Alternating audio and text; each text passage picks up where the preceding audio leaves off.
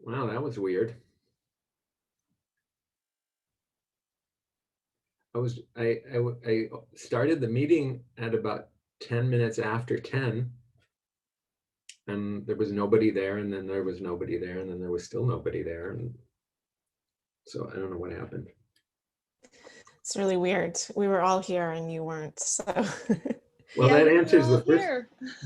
I was going to ask, can you be in the meeting before I am? Because I think I set it up that way so people can join before I am. Okay. Good. Glad that worked out. This.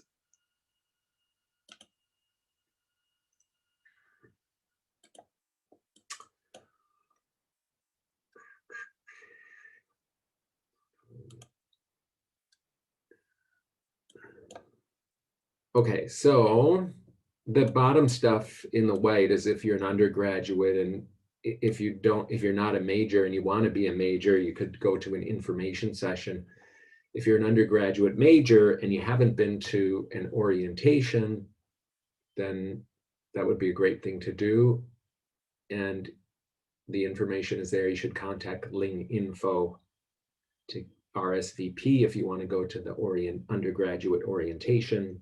And if you want to go to an information session, also contact linginfo@pdx.edu.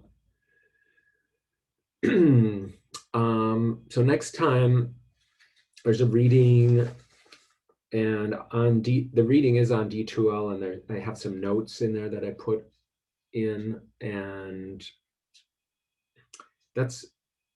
it's about politeness theory and updates to politeness theory after Brown and Levinson. And it's the introduction to a special issue. So the author will refer to other papers a little bit, but that's not so important. He doesn't do it too much. It's just at the end of an introduction to a special issue of a journal, at the end, they'll do a little summary of each of the articles, and that's not so important. The first part of the article, he talks about theoretical issues for politeness theory and pragmatics. And that's what we'll talk a little bit more about next time. And then for next Friday, there were 2 readings on the syllabus, and I said if people had a particular preference that they should email me. So based on all of that, I selected the Desjarnette et al. For the discussion on next Friday. So be prepared to be in small groups and discuss that article. Undergraduates, you should be sending questions and comments and put those on D2L, but have them ready for your discussion. And then there are assigned discussion leaders. And then with the rest of the time, I'll talk about the Robinson 2004 article on invitations in English. So are there questions about that? I forget where it says which discussion leaders are leading when. It says it on one of the slides that are on D2L. Does anybody recall offhand who's in which group? I know that I'm Friday, but I couldn't tell you who's with me. Okay, so that means you're group 1. Yeah, just check the slides, probably from lecture 2 or lecture 3. That's where it is. I should write it down though. Okay, thanks.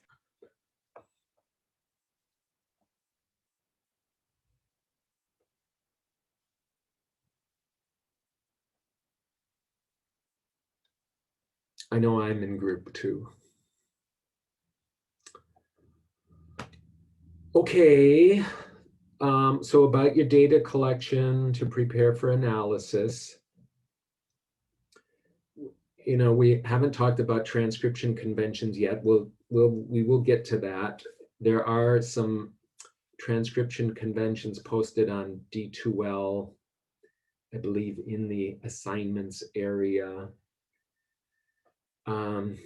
But yeah, we won't get to that till next week. So that's not so important now. But when you're thinking about the data, it can be any language that you're comfortable working with. You know, it's important that it's not scripted interaction. And then Shaira asked a question yesterday about, well, you know, if you get people together and they're, you know, or whatever, you ask your friends, you say, well, we're going to have a conversation now. Well, how is that naturalistic? Which is a really good question. And, you know, we can't do recordings secretively in the United States. So there isn't really another choice. So I had this experience. I was just finished a grant that I was working on with somebody from Korea last year, and in the grant, one of the requirements of the grant was to collect a natural conversation in English. And so, and they were supposed to be people who were in their 20s, like undergraduate age students. So I did that, and you know, I wasn't part of it. It wasn't my friend circle or anything like that. So I just had to get people together, and they were paid, and they knew each other. You know, they weren't strangers, and the task was, okay, just have a conversation for an hour. And that, at some points, it seemed very unrealistic, and the people even commented on it, and they said stuff like, you know, here we are for conversation number 2, and they knew that the researchers were using pseudonyms, so they started calling it like the pseudonym show and things like that. But what happened eventually, you know, after they talked about that, then they just, you know, started more like being themselves and talking about stuff they would normally talk about. And even the stuff where they were kind of playing up to the researchers, even that is relevant for analysis of pragmatics, because the thing is, people have to do particular speech acts, and they have to do it in a particular order, and they have to formulate it in a particular way. So even, you know, even that aspect of it, there are things worth analysis. So you just have to be careful about the claims whenever you say it's, you know, natural data, you know, because unless it's secretively recorded, somebody's always going to know they're being recorded. It's just that usually when you're in a circle of friends and you're talking about something that you're interested in talking about, it's not that relevant that you're being recorded often. I'm not saying that's the case for everybody, but so think about it that way. And, you know, usually these things happen, that people have a friend that they call and they record it, or they have, you know, a small get together face to face. It's a lot different these days with face to face get togethers. Maybe that doesn't happen. So maybe you have digitally mediated get togethers. You know, whatever is like this shouldn't be difficult to do, because you don't need to elicit data. It just should, hopefully it can be part of your everyday life, and hopefully you have some people that you interact with regularly that'll just agree to do this. And what's the topic of your paper? Well, since we're taking a data-driven approach here, you don't really know what the topic of your paper is until you've got the data and you start looking at the data and see what comes out of the data for you. And that will be, then you will find a topic for the paper in the data that you collect.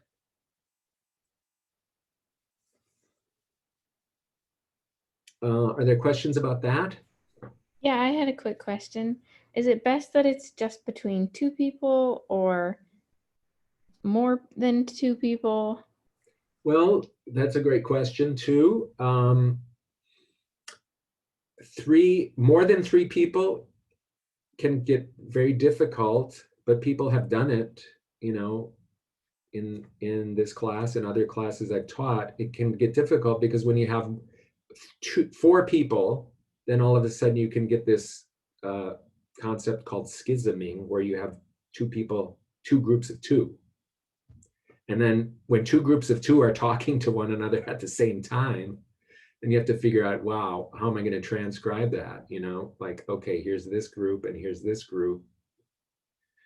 So that makes it difficult, but not impossible. So for example, last term when I taught this, people were at least one person, I think two or three people actually had people over and they were playing a game. And it was one person had, I think, 5 people and the other person had 4 people. And they managed it. And it did make it, so it made, in a way, it made for a richer interaction in some ways, but more difficult to transcribe. So that's it. Same with video or audio. So audio is easier to transcribe, but then you get a lot of places where you have space and you don't really know what was going on because the people can't see each other and you can't see them. So that's why sometimes having visual evidence makes an analysis, and in one sense, it makes it easier because you can account for what, you know, people are talking and then all of a sudden, you know, and if you see, like, you know, they're looking over in one direction or something, like that accounts for why they stopped talking. But without video, it's more difficult. Okay, thank you. Other questions about that?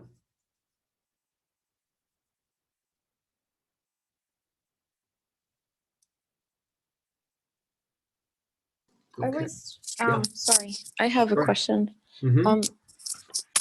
It doesn't necessarily have to be your friends, right? Like, what if we're babysitting? We can probably do that too, It right? doesn't have to be your friends. Right. Okay. That's a good question.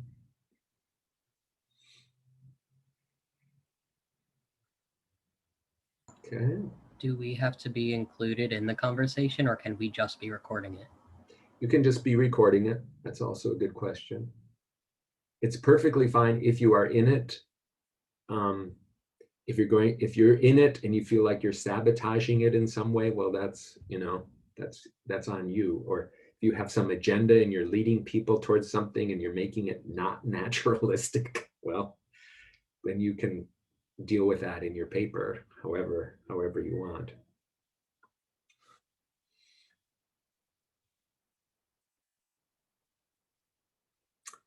All right. Well, if you have questions going forward, just bring them up or email me and we'll continue. Okay, so last time we talked about speech acts and we saw examples from real language and how it gets very difficult very quickly. So I want you to think of speech acts as a starting point, like just start, so you can start to think about when you see interactional data, you can think first about what kind of actions are happening and then how are those actions formulated. We saw the complexity of there being more than one speech act in an utterance. We saw the complexity of needing to have context available.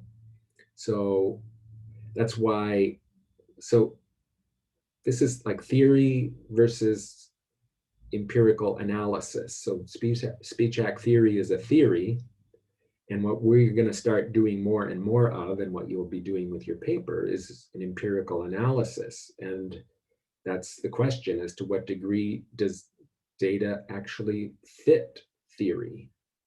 And there's enough research now that shows that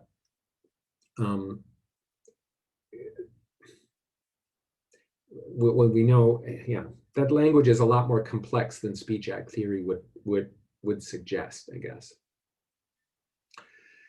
then last time too, I introduced this idea of these three forces. So having locution, an illocutionary force, and a perlocutionary effect, and how those three things are happening all the time. And so that's always present. And I introduced this idea of these three forces because it comes up in other readings that we'll do, and it's again an important theoretical framework for thinking about language use. And what we'll be getting into soon when we start using a particular method called conversation analysis is we'll learn about analytic methods for understanding or uncovering these forces, particularly the illocutionary force and the perlocutionary effect. So I think we saw in the examples that we looked at last time that there's an illocutionary force or an intention of a speaker, and without any other context, especially without the context of a next turn or what other people are saying, it's really difficult to know what the illocutionary force of something is. But you can see what the illocutionary force is when you see what the perlocutionary effect turns out to be. So those two things work together. Not always, but usually they do.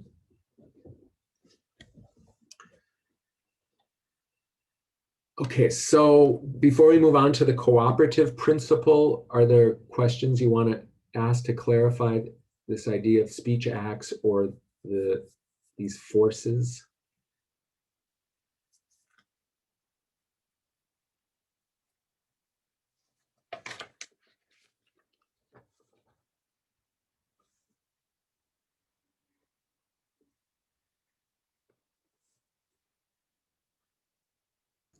I kind of have a clarifying question, I guess. Would one say that illocution is like the request and then perlocution is the response? Then it's not always request response, but like the initiation and then the response. For me, that's the easiest way to think about it. However, theoretically, the idea is that when somebody makes an utterance, that all three of these forces are part of the utterance, so that when you ask the question, there's a particular illocutionary force there, but there's also particular perlocutionary force in what you asked, So you have an intention for what you're saying, but you also have an expected outcome. And that's all in that utterance packaged together. But it's, we just have to imagine that when all we have is one utterance. If we just had your utterance out of context and there was no response or nobody else present, it's kind of hard to understand intention or the intended outcome. So then when you have more than one person and you can see the context, then it's easier to kind of, like you said, you tag on what the first person did, there's some intention there, and then you can see what the perlocutionary effect is, because you can see what the other people do. So you don't have to attribute it just to the original speaker's utterance. Although theoretically, that's what it's supposed to be, that there's a locution, illocution, and perlocution in an utterance. I think I understand that. Thank you. And then the one more time, the locution, is that like the utterance itself, or I remember reading illocution and perlocution from the text, but not. Yeah, does somebody want to respond to that? Like, how do you think of locution, the first thing? I think of locution as just language, like just the language being used in whatever form it's in. Yeah, it's like, yeah, go ahead. It's an utterance. You always say that. It's like, I think of it as the difference between semantics and pragmatics. So in semantics, you're analyzing language and you're not bringing in context. You're analyzing the meaning of decontextualized language. So a locution is like the decontextualized part. Like the thing you wouldn't need any context to interpret. The semantic, just the words themselves. Yeah. Thank you. Okay. Can you Yeah. clarify for the perlocution? That doesn't necessarily have to be something verbal. It can definitely be an action, correct? Yeah. Okay. Yeah.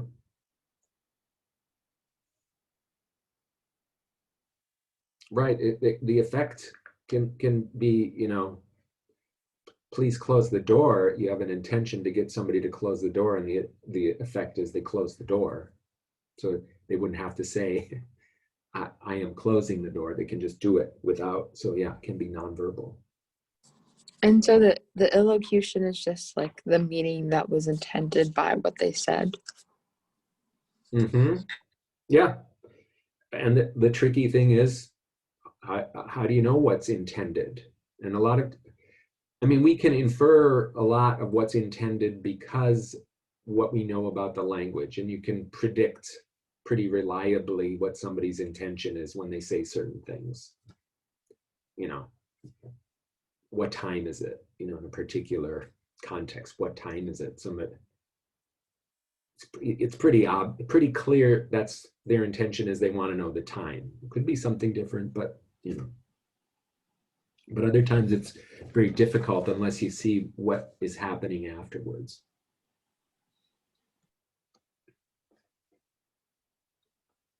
Okay, let's move on to cooperative principle. So this is all related to Speech Act theory as well, and it was being developed around the same time as Speech Act theory, that it's just this simple idea that in order to understand one another, there have to be these assumptions that speakers have intentions and that they're speaking cooperatively, that every time you say something, somebody isn't going to assume that you're lying, and every time somebody responds to you, you're not going to automatically assume they're lying. So the default is that people are working to build meaning together. And of course, that can be broken and played with. And this has to do with, so Grice came up with these 4 maxims that we'll talk about next to try to understand how it is that we have implicature in language. So how it is that we can understand more than what is said in the language, more than what is stated explicitly. Let me send you a handout.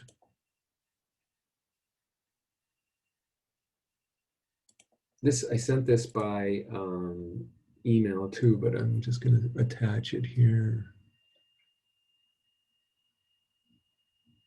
Oh, while I'm doing this, is somebody going to be checking the chat? Wendy and Rebecca did. Carrie, can you do that today? Yeah, I can do that today. So just, what did you say? I said we're a little behind. Yeah. Well, just let me know if there are relevant questions in the chat I will. that we I should will. talk about. Thanks. Okay. So yeah, so that's the idea with implicature, is that we understand by knowing a language and a language culture, we understand more than what is explicitly stated. This is different from presupposition, which is usually in the realm of semantics. So in presupposition, there is evidence in the structure of the language itself to give you information that's not explicitly stated. So evidence from syntax and semantics. So when I say there's this presupposition, there is a Queen of England, so it exists. There is this person. Whether I say the Queen of England is not a nice person or the Queen of England is a nice person, there's a presupposition that is a Queen of England, and we just know that from the grammar of the language, even though it's not explicitly said that there is a Queen of England, but we know that. So that's presupposition. So implicature is different because it's from outside the linguistic system that you can infer other kinds of meaning. And that's where Grice's maxims come in as a way to think about how people go about inferring other kinds of meaning that's not explicitly stated. So something like this, where Juan says, I'll do the dishes, Carlos says, you did them last time. So we have this implicature that there's a suggestion that Juan not do the dishes. And how do we know that? Well, we know that based on, one way to go about it is to think about Grice's maxims of quantity, quality, manner, and relation. And that helps us understand why it is that we can read Carlo's statement as a suggestion.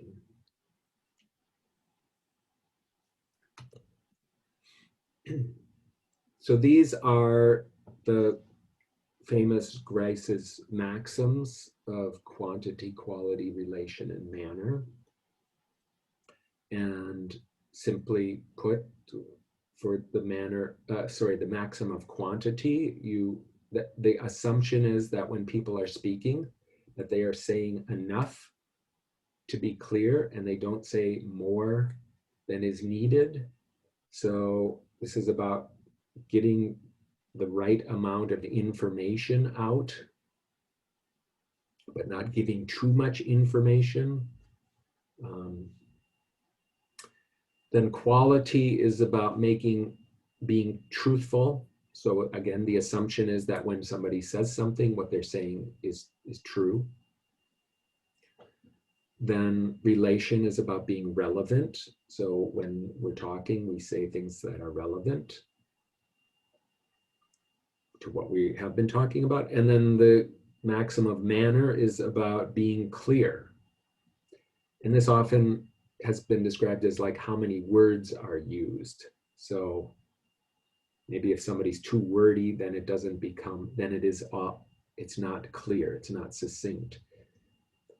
And this is when Grice famously said that you should be perspicuitous.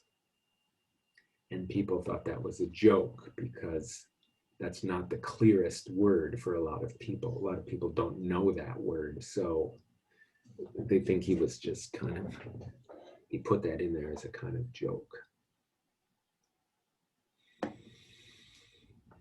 So here, these are just a couple examples, kind of made up examples. So when somebody says, are you home now? Yes. Okay, that appears to be following the maxim of quantity, because the question like, are you home now, is probably a preface to something else. Versus, are you home now? Yes, I'm sitting on the couch, which is on the rug near the bookshelf, and I'm wearing blue jeans, going on and on and on. Like giving too much information, I guess is the idea here. So that's a violation of the maxim of quantity. If they had just said, yes, I'm sitting on the couch, would that still be too much? You never see, I don't know, with made up examples, it's really hard to tell. It depends on what happens next. That's a good question. I was gonna say sometimes that's not enough, right? Sometimes it's not enough. I guess I'm imagining a situation where to me, that thing looks like what we'll call later a pre-sequence. So are you home? Yes. Okay, I wanted to know because, I want you to let the dog out or something,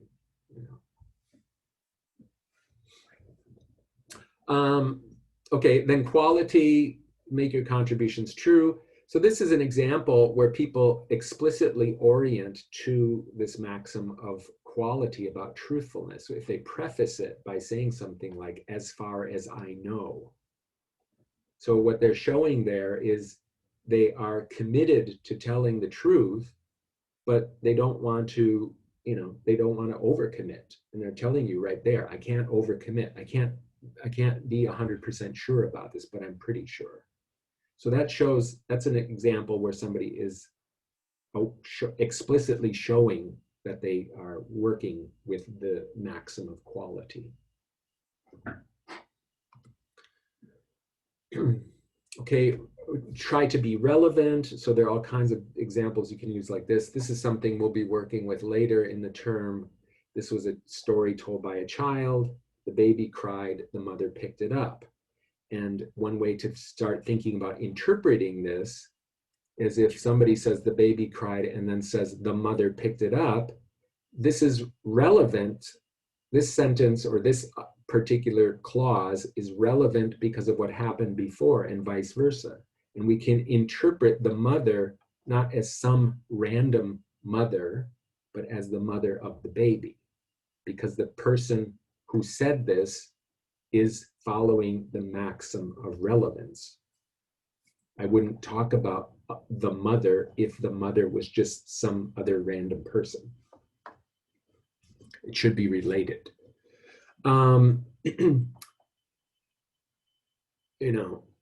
the manner, so this idea of clarity versus quantity is sometimes difficult to parse, but I think the idea usually is for clarity, or the maxim of manner is somebody saying something that is convoluted and often involves too many words, and maybe they're trying to skirt around the issue a little bit, to avoid saying something, and then it kind of gets into a rambling kind of thing. So that would be manner. So this is an important concept.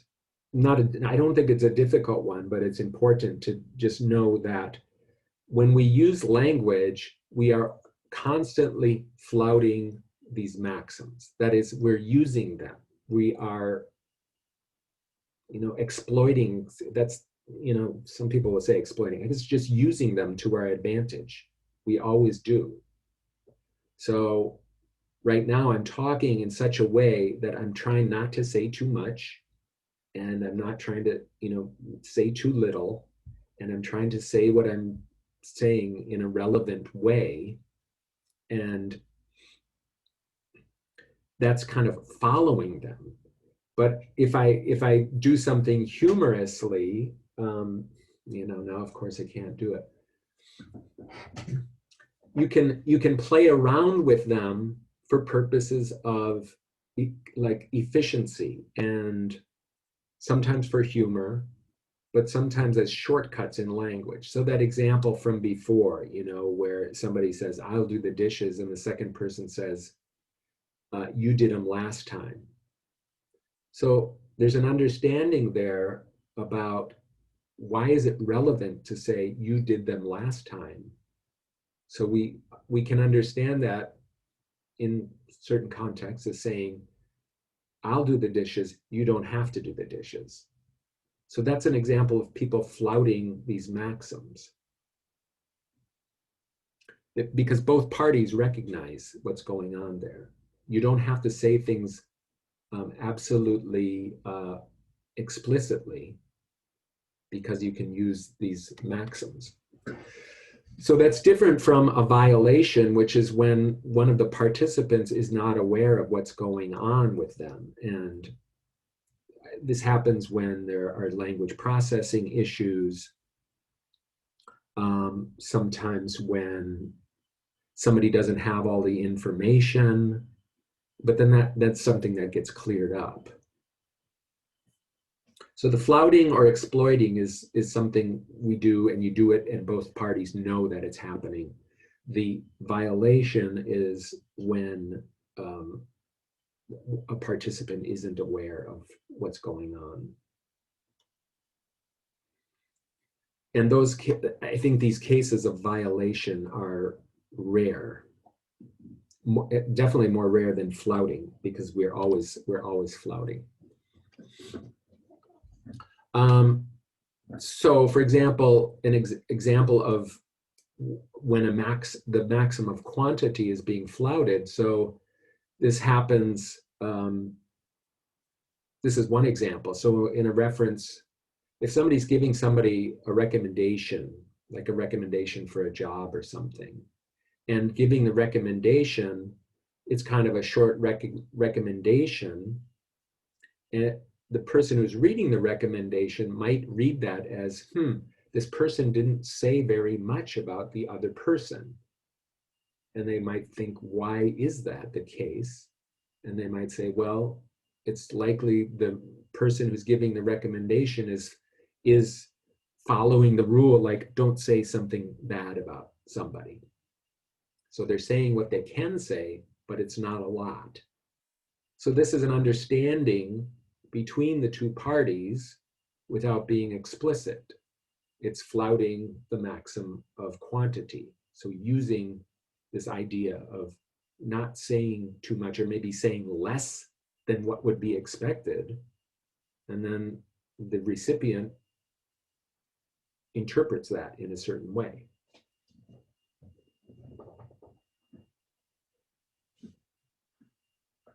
Does that make sense? Or can you think of a better example or a good example for flouting the maxim of quantity?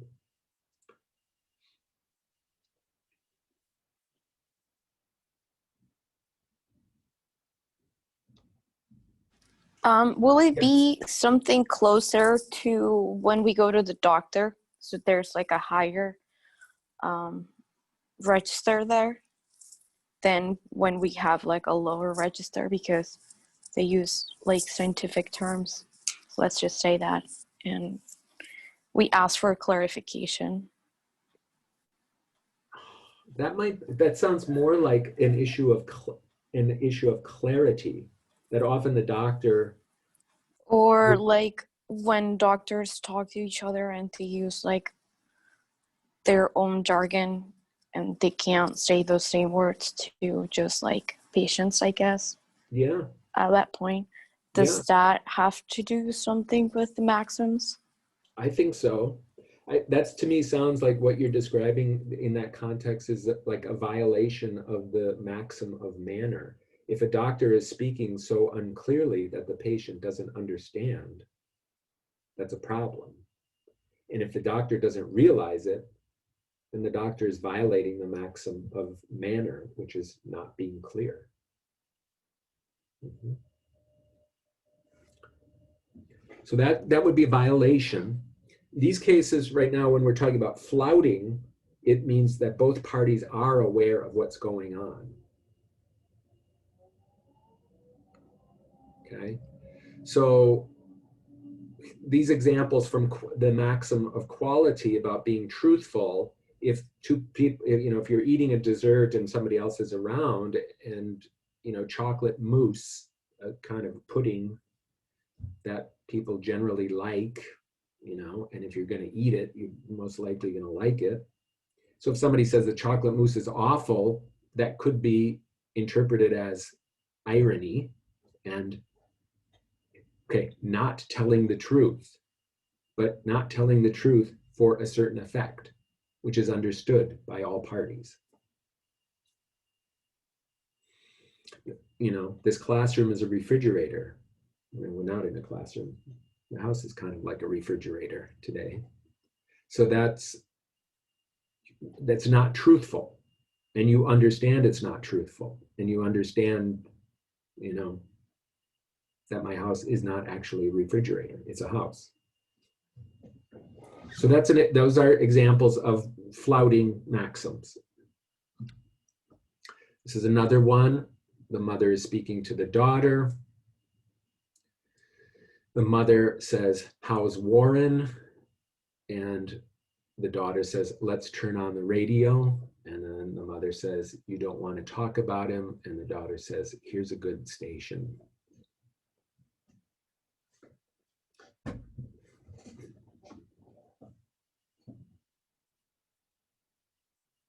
So what's going on there?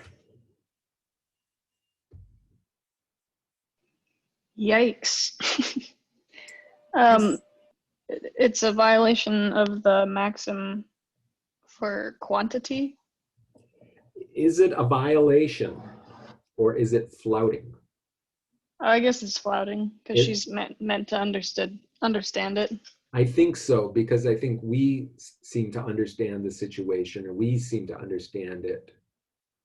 So probably it's formulated in such a way that the mother will understand it. So it's flouting one of the maxims. Is it Oh, not flouting relation? Say more about that.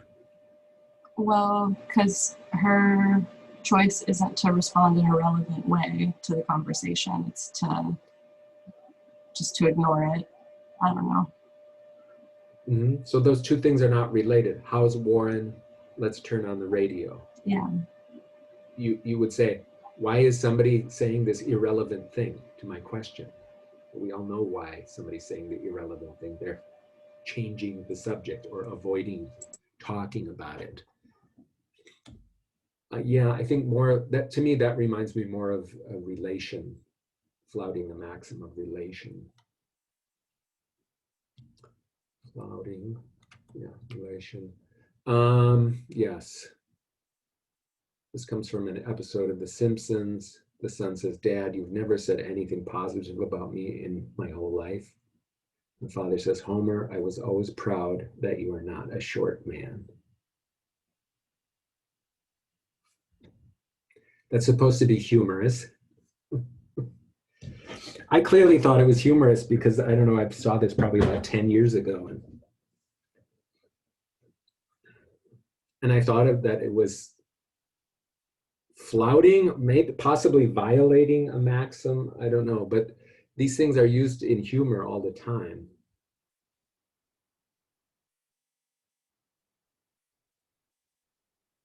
Does one of the maxims seem relevant here?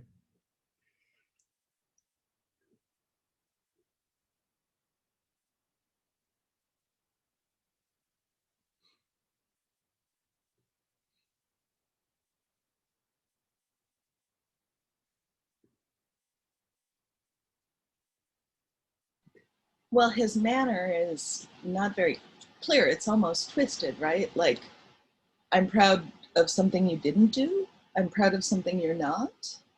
Yeah.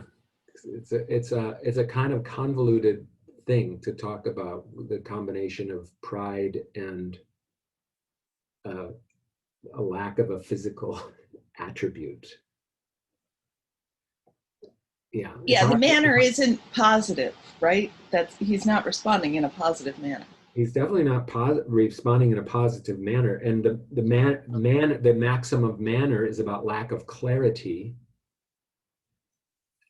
I think you could also make the case there's something about quality here, like how the father's trying to be truthful, I guess, and saying something that maybe resembles a compliment, but is still being truthful for the father,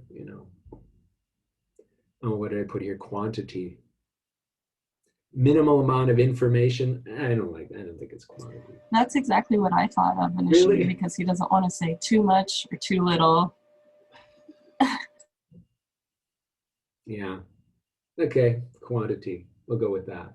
We have one quantity analysis, one manner analysis, and one quality analysis.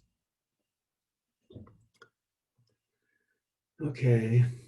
Maybe this one is better for manner, for being clear. When parents do something like this, they spell out a word when the child can't spell. I'm going to get some candy. As somebody who doesn't have children, my current dog, I can say walk and he doesn't care, but I've had a dog in the past who I could not say walk or the dog would go berserk. So I had to say WALK. Are you going to take Nina for a WALK? Dog, Nina never learned how to spell that. just one word. You know. The funny thing is with kids and spelling C-A-N-D-Y is they figure out that if you're spelling something, it must be something exciting. So they will guess. Are you getting candy? Are you doing this? Are you Oh, doing really? that? Well, then you just get more inventive with the spelling and use phonetic spellings or alternative spellings. Yeah. Backwards. But even so, I guess that's the point, was that if you're spelling something, then they relate it to something good happening. Okay. Start spelling vegetables then. Start spelling vegetables. Yeah. Let's see, what time is it? Okay, after.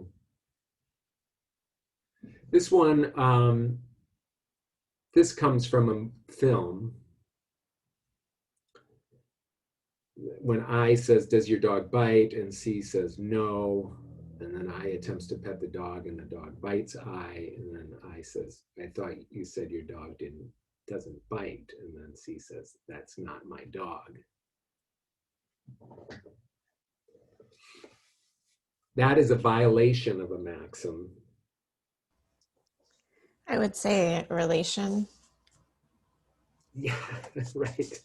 The assumption is if there's a dog there and somebody says, does your dog, then you associate the two parties together as a unit, a category of, you know, kind of like a family unit.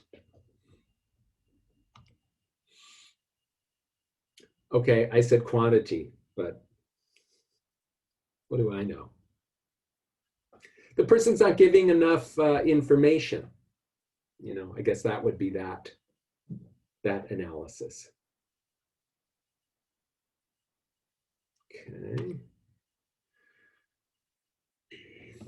This is an example of violation from in a clinical case. So the child has speech processing disorder and, you know, is just, you know, not responding to the question the way that would be expected. So that does happen, you know, it happens in humor, but it happens in clinical processing cases too, where violations occur. Same thing here, doctor and a patient. The patient is giving way too much information,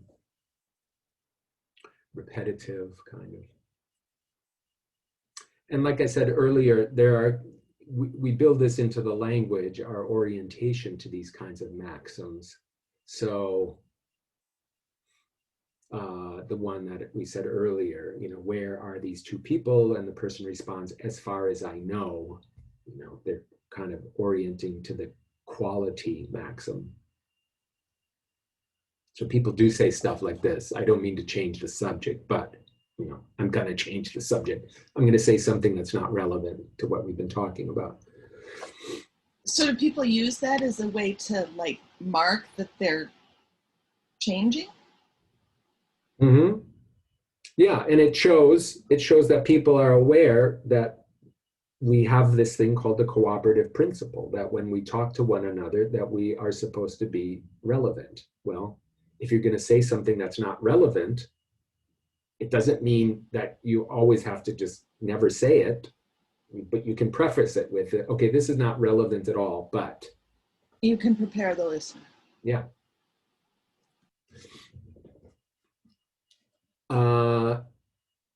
I see these are all lettered A. So example A, and then example A is a bit convoluted. Yeah, so that's about manner. This is going to be confusing. You may not believe me, but, okay, orienting to the quality. And you probably already know this, but I'm going to say it again.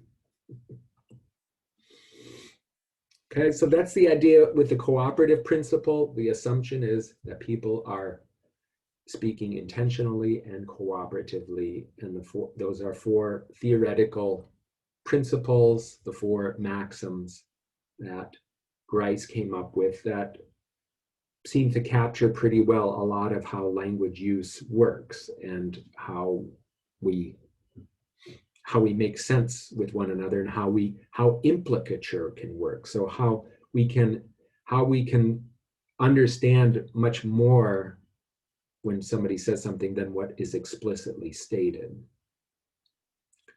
So it brings context into play, and it brings in these particular maxims for speaking into play.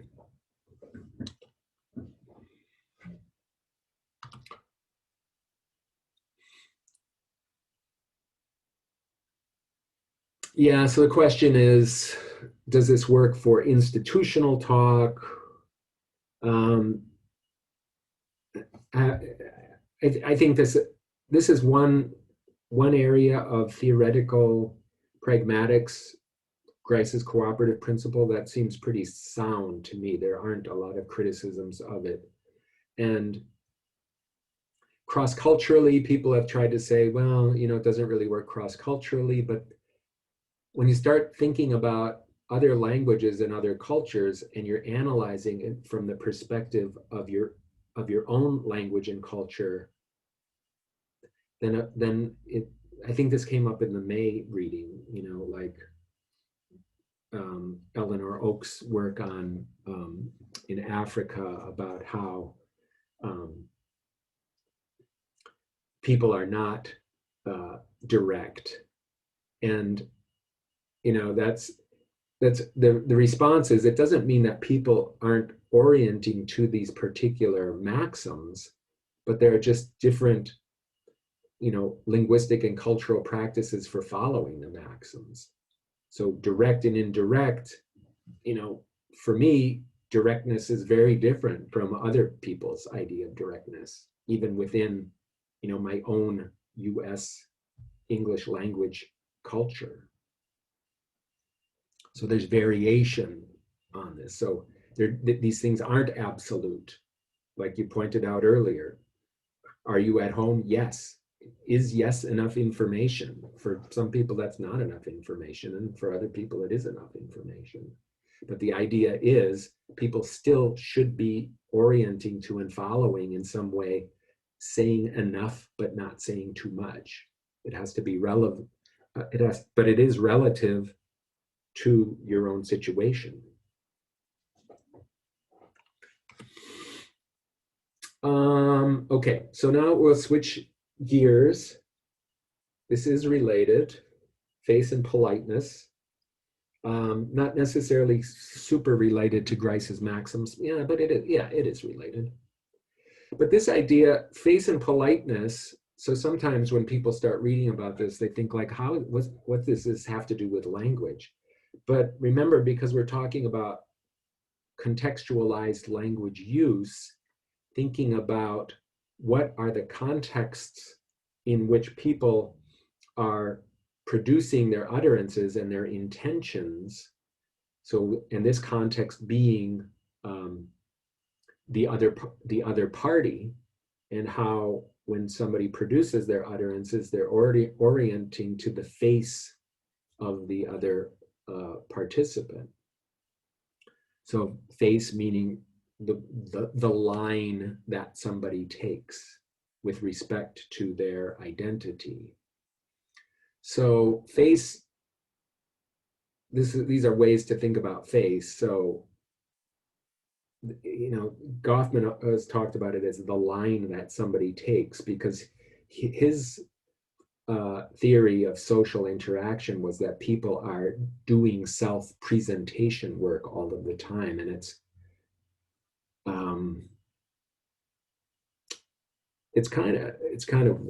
to me, it's always been a little bit scary to think about it that way, that what you are is what you are acting as. But he's, I guess you don't have to treat it too psychologically, that when you talk, or when you, in any way you interact, what you wear, what you look, whatever, your hair, everything, how you present yourself, you have a certain choice in doing that, and you do that for particular reasons, and that is part of what makes up face for you. It's like your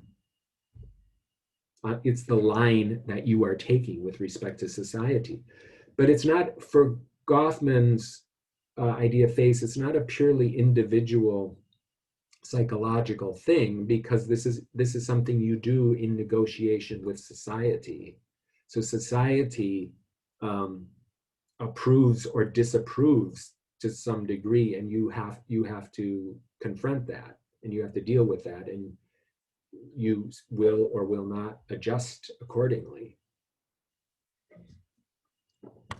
So you can't help but do this. Everybody has to take a line. Everybody has to, interpret themselves with respect to the rest of the world, and that's what your face is.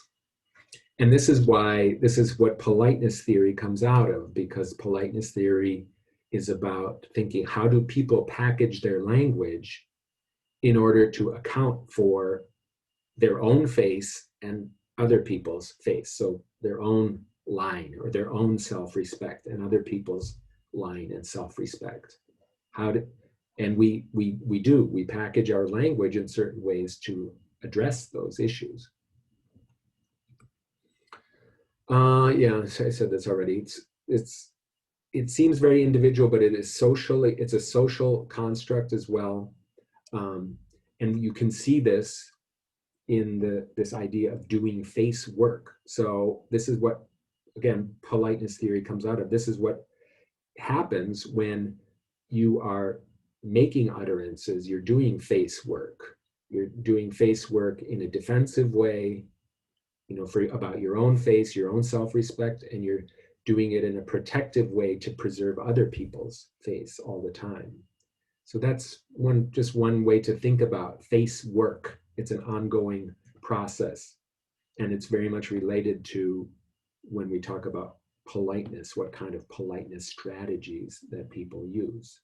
They're using them because they know that they and other participants have a certain self-respect and a certain line that they're taking, and they want to protect.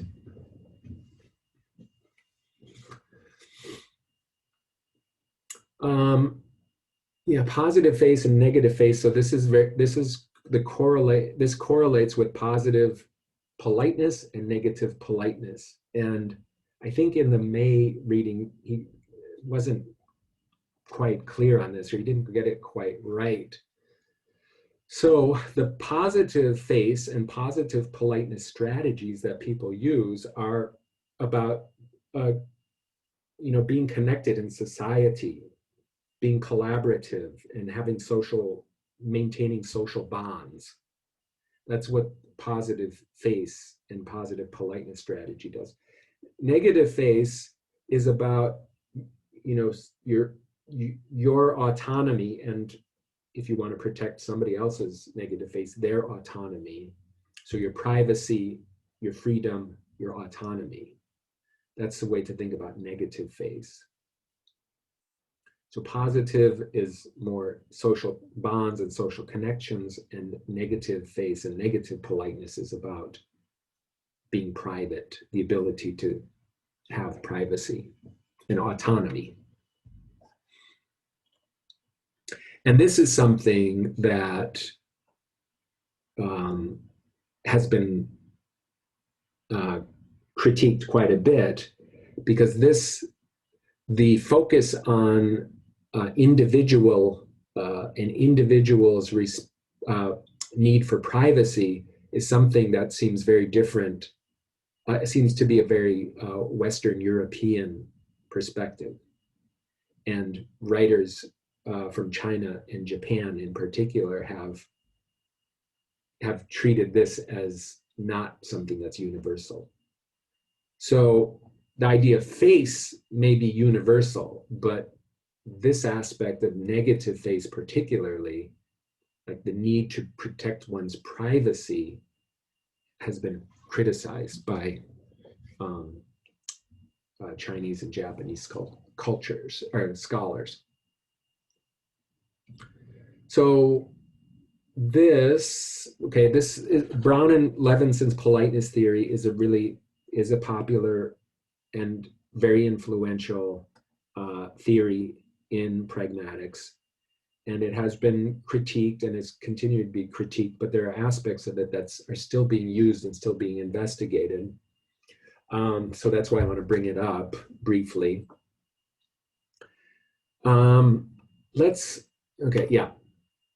So you got on record and off record politeness strategy. So the idea is that when you're going to make an utterance, you're making it with an awareness of your face and other people's faces, and you're going to package it in such a way that you show that you care about protecting the face. So you can do it in a bald way, that is like you make no effort to address face needs. You can do it in a positive way to address positive face issues, and you can do it in a negative way to address negative face issues. Now, this doesn't mean positive and negative in the sense of, negative with negation or something. It's about positive politeness, positive face, and negative politeness and negative face. And you can do it completely off record. That is, you can flout one of the conversational maxims. So here's the example. This is on your handout too. So Kira's upstairs neighbors has a washing machine that has leaked and may be causing damage to Kira's ceiling. So what might Kira say? And these would be the various things that she might say to the upstairs neighbor in a bald way, not addressing face issues. You just say it very directly. Do not let the water from your washing machine drain onto the floor. Okay, very direct. So that's a bald strategy on record. So addressing it directly, but not mitigating it with respect to positive or negative politeness. And then you might say in a positive way, hey bud, hey friend, whatever. So using some strategy for social relations. Okay, it's time to go. So your washing machine is leaking. How about I give you a hand? And the negative is, I'm sorry to bother you, but I'd really owe you one if you could fix your washing machine as soon as possible. And then the last one is, do you know how to operate a washing machine? So indirect, off-record, kind of sarcastic, ironic, flouting the maxims. Okay, so we'll have to finish it there. So we'll pick up with this next time and continue with politeness theory for all of next class. So read the Kadar reading, and I'll also talk about that. And I'll hang out here for the next 5 minutes or so, as long as you want, if you have questions. Otherwise, I will see you on Monday. Have a good weekend. Thank you. Thank you. Bye. Thank you. Thanks. Have a good weekend, everyone.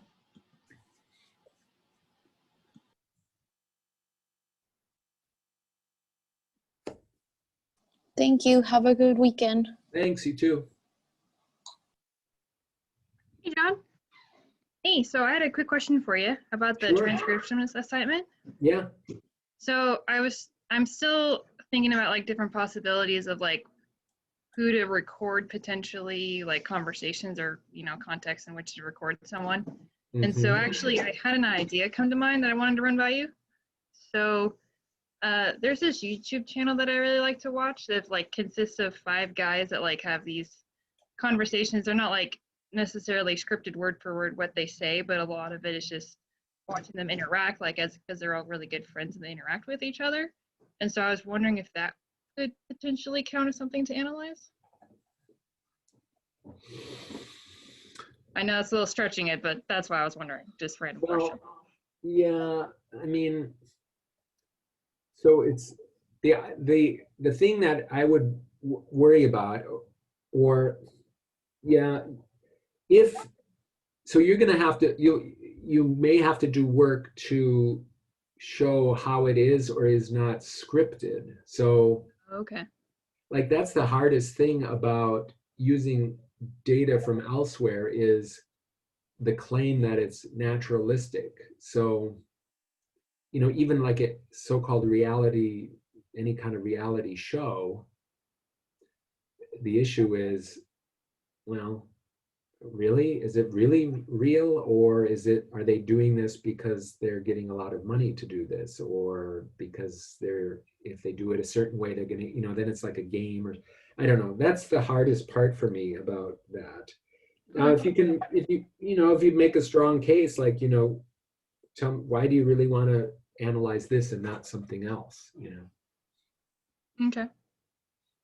I'll keep that in mind. I'll probably just like try to record a conversation then. I just, early stages, just trying to think of ideas. So. I mean, it is possible, but I would say it's not the best data source. And, if you can record something that you're part of, you will also have a certain ethnographic knowledge of the situation that you wouldn't have if you're using pre-recorded data. So Sure. Okay. Cool. Good to know. yeah, well, if you have trouble, or if there's a stumbling block or something, let me know and we can work something out. Okay. Sounds good. Okay. Thank you. You're welcome. Have a good weekend. You too. Bye. Bye.